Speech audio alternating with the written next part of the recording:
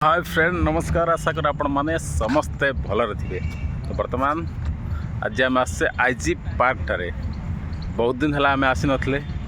IG park तो आमर पुराना पार्क एठार बहुत थर आम आसे किंतु दी वर्ष है बोधे यहाँ प्रथम थर पर आसे।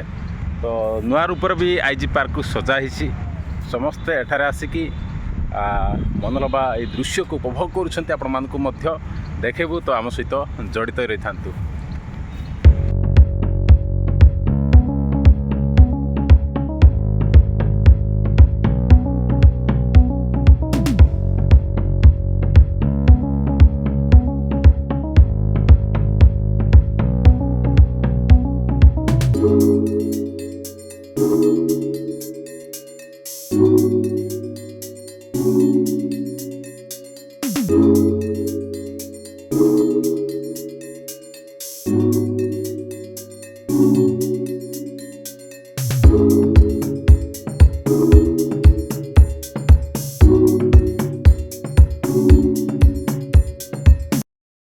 निहत भाव में आपण मैंने देखिपुंट यहाँ है आईजी पार्क सहर में समस्त मनोरंजन बा माने विरति नापी कार्यधारू विरति नापी पार्क निर्माण किंतु आम भाया गाँ गहली गाँव तो पार्क लोड़ा ना गाँ ही गोटे पार्क।